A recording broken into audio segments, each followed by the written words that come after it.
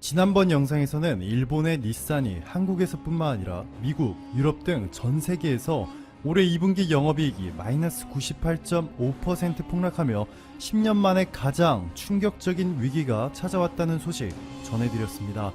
일본 입장에서 닛산 사태가 충격적이라면 이번에는 뒷목 잡고 쓰러질 수도 있습니다. 닛산의 기업 가치는 28조 원이죠. 하지만 이번에 위기가 찾아온 기업은 기업가치 80조 원이 넘는 일본의 4대 대기업 소니입니다. 토요타, 소프트뱅크, NTT 다음이 바로 소니인데요. 소니가 흔들린다면 일본 경제가 정말 심각한 수준으로 타격을 받을 수 있습니다. 지금부터 소니가 얼마나 위험한 상황에 처해 있는지 팩트들만 기반으로 해서 여러분들께 쉽고 정확하게 알려드릴게요. 지난해 4분기 일본 스마트폰 시장 점유율을 보시면 애플이 56%, 샤프 10%, 소니 9%, 삼성 7%, 교세라 6%인데요. 애플이 일본 스마트폰 시장을 장악하고 있는 가운데 아직까지 스마트폰을 만들고 있는 줄도 몰랐던 샤프, 소니, 교세라가 2위, 3위, 5위입니다. 이런 브랜드들이 일본 내에서 삼성보다 압도적으로 많이 팔렸던 것은 일본 국민들은 이미 오래전부터 한국 브랜드를 불매운동 해왔던 것이라 해석할 수밖에 없습니다. 샤프는 이미 오래전부터 망해서 애플의 아이폰을 만들어주는 대만의 폭스콘이 속한 흥하이 그룹에 팔려갔죠. 닛산이 프랑스의 르노에 팔려갔듯이 샤프도 비슷한 개념입니다. 주식과 경영권은 다른 국가에 팔려갔지만 본사는 일본에 남아있고 상당수의 경영진들도 일본인인 일본 기업인 것이죠. 일본인들이 자국 기업들을 얼마나 사랑하는지 삼성과의 엄청난 기술 격차도 커버해줄 만큼 정말 대단하죠. 그런데 일본의 자국 기업 사랑도 한계가 있나 봅니다. 여기 점유율을 다시 보시면 상위 5개 브랜드 중 삼성 홀로 10%가 넘는 성장을 보여주었고 소니의 실적 하락폭이 가장 크죠. 마이너스 17.2%. 여기 소니의 글로벌 실적 보여드릴게요. 2017년 소니가 전 세계에 판매한 스마트폰은 1350만 대. 생각보다 정말 많죠.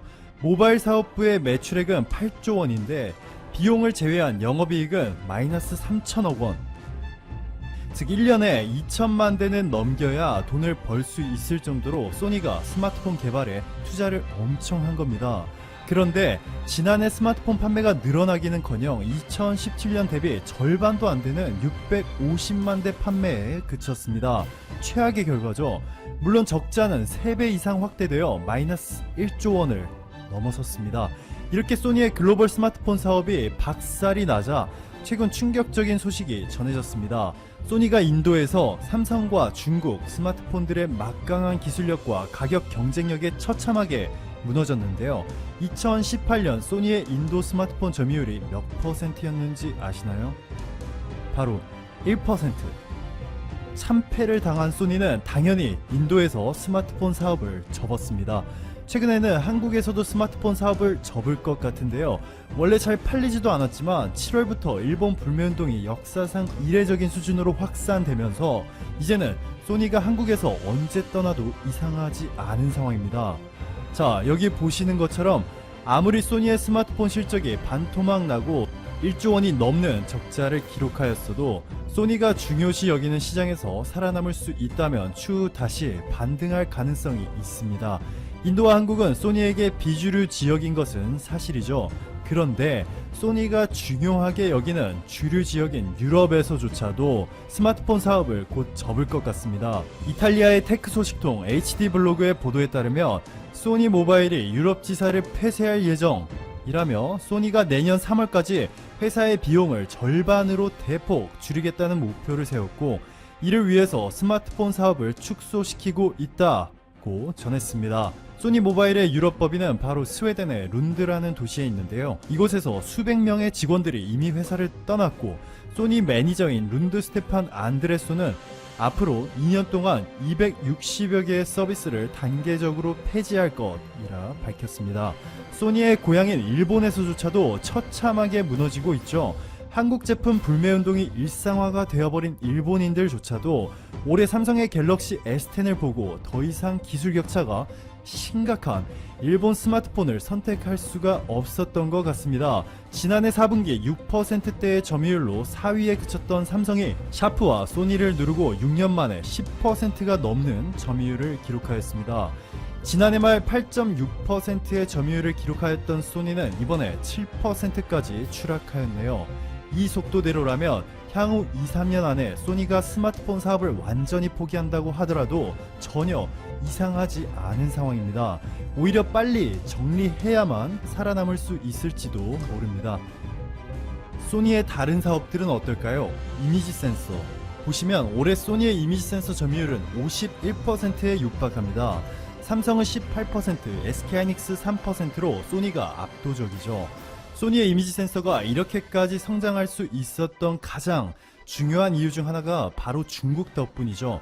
애플까지 눌러버리고 세계 2위가 된 중국의 화웨이, 그 뒤를 바짝 추격 중인 세계 스마트폰 4위와 5위, 샤오미와 오포 모두 중국 스마트폰 회사들인데 이들이 모두 소니의 이미지 센서를 사용해준 덕분에 폭발적인 성장을 이룰 수가 있었죠. 그런데 최근 샤오미와 오포가 삼성의 이미지 센서로 갈아타버렸습니다.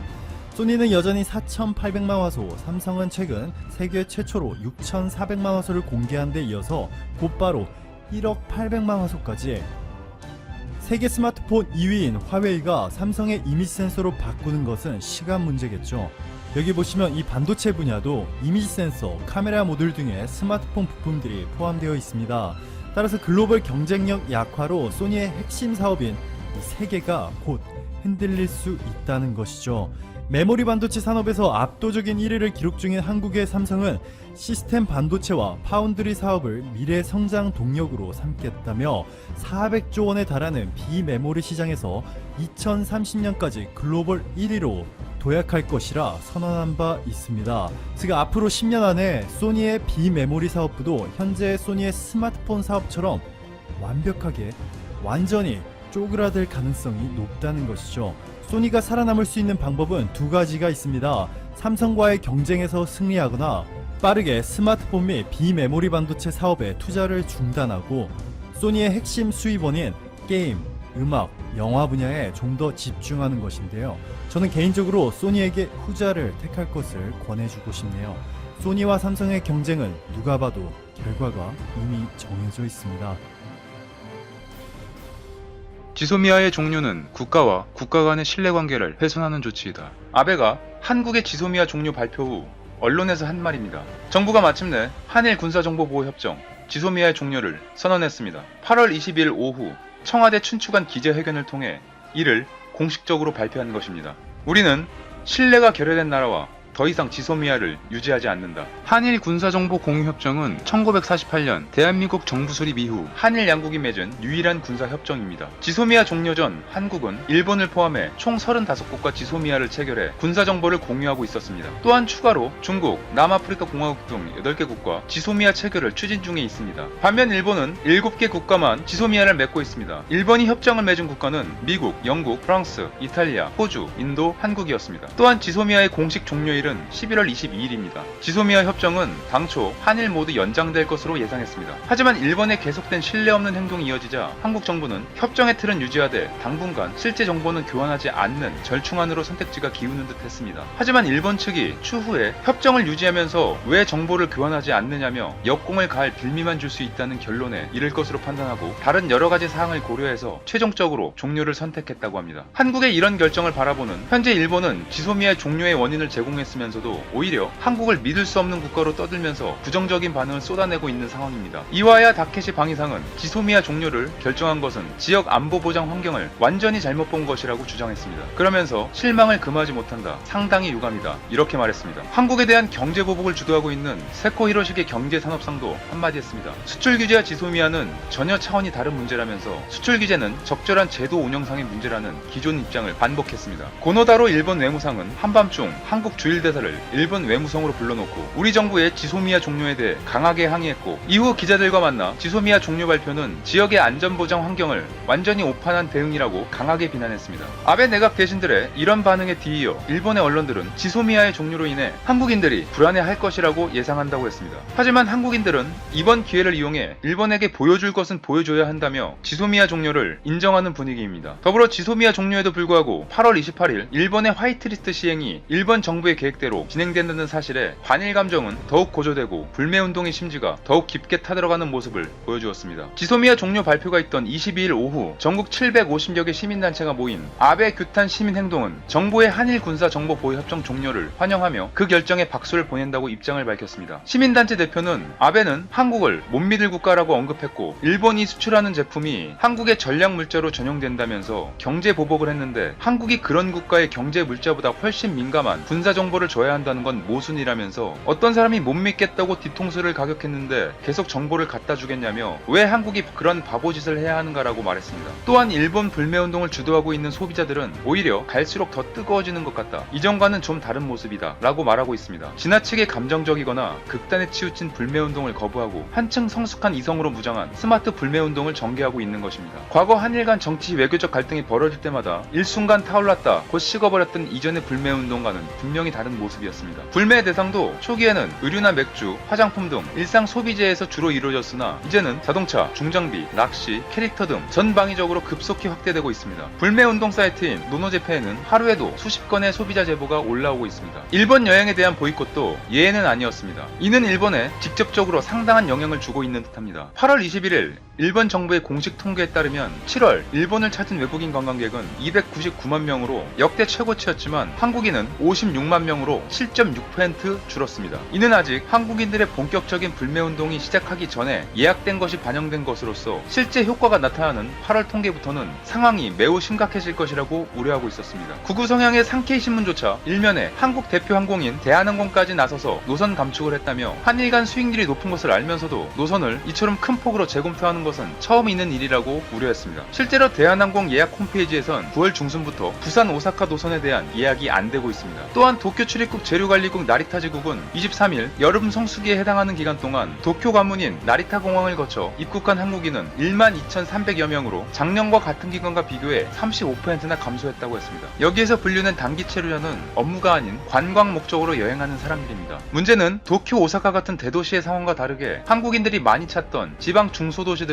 생존에 문제가 걸려있기 때문에 최악의 상황을 타개해보고자 갖은 노력을 다하고 있습니다. 홋카이도의 스즈키 나오미치 지사는 한국인이 오지 않아서 홋카이도 경제에 악영향이 우려된다며 최대한 노력을 해봐야 한다고 말했습니다. 홋카이도는 대마도의 소극적인 모습과 다르게 관련 지자체에서 직접 항공에 나와서 환영 인사를 하고 지역 특산물을 선물용으로 준비해 한국인 관광객들에게 나눠주는 등 다양한 노력을 하고 있습니다. 한국인이 80% 이상을 찾던 큐슈 오이타현에 있는 온천도시 베푸의 한 온천은 지난달 40%나 한국인들이 줄었다고 밝혔습니다. 이 온천의 대표인 우츠노미야 다카시 대표는 심각한 위기감을 느끼고 있다, 한국인들을 어떻게 대접해야 할까 고민하는 것 말고는 방법이 없다 라고 말했습니다. 한국 내의 반응은 이를 반영하고 있습니다. 리얼미터 여론조사에 따르면 국민 10명 중 8명 이상은 올해 일본 여행 의향이 없는 것으로 조사됐습니다. 이러한 영향을 반영한 것인지 여행업계에서도 일본 여행 상품이 자취를 감추고 있습니다. 일본 예약 취소가 잇따르고 판매율이 저조하자 많은 온라인몰에서는 다른 해외 지역 여행 프로모션으로 대체했고, 일본 여행 예약이 많던 홈쇼핑에서도 일본 여행 상품 판매를 무기한 중단했습니다. 여행업계는 갈수록 소비자들이 일본 여행에 등을 돌릴 것으로 보고 있다며 올해는 9월 초에 추석 연휴가 있어 최대 성수기로 꼽히지만 일본 여행 예약 건수는 지난해 추석 때와 비교하면 무려 90%가 급감한 것으로 파악된다고 했습니다. 한국의 이번 지소미아 종료 결정은 현재 일본과의 관계에 있어서 절대 물러서지 않겠다는 한국의 생각과 의지를 확실히 보여준 것입니다. 더불어 한국은 지소미아 발표 후 4일 만에 그동안 일본과의 관계로 미루어왔던 독도 방어 훈련을 전격적으로 시행했습니다. 이번 훈련에는 육군 특전사가 처음으로 투입되는 등 훈련 규모가 대폭 확대되었습니다. 일본은 이번에도 어김없이 다케시마라는 용어를 사용하며 항의했지만 정부는 전혀 상관없이 진행했습니다. 한국의 수출 규제 때에는 한국의 대화 요청에 묵묵부답이었던 일본이 이제는 필요한 상황이 되니 먼저 언론에 나서서 항의를 하는 상황을 보여줬습니다. 하지만 일본은 수출 규제와 지소미아는 전혀 차원이 다른 문제라면서 수출 규제는 적절한 제도 운영상의 문제라는 기존 입장을 반복했습니다. 그러면서도 이 사실을 오히려 오히려 이용해 예정대로 8월 28일에 한국의 화이트리스트 제외를 실행에 옮기겠다고 했습니다. 미국 정부는 공식적으로 이번 결정에 실망한 기색을 보인다고 했으나 23일 트럼프 대통령은 한국 대통령과 일본 총리 모두 나의 좋은 친구라며 앞으로 무슨 일이 일어날지 지켜보겠다는 입장을 보였습니다. 한국, 일본 내에서도 다양한 의견이 나오고 있는 상황입니다. 하지만 이것 한 가지는 확실한 것 같습니다. 일본의 경제 제재는 되고 한국의 군사정보 협력 중단은 안 된다는 일본의 이기적인 행동은 분명 더욱 강력한 한국인들의 불매운동과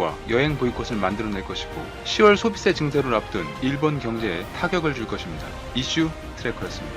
영상이 유익하셨다면 좋아요 버튼 한번 꾹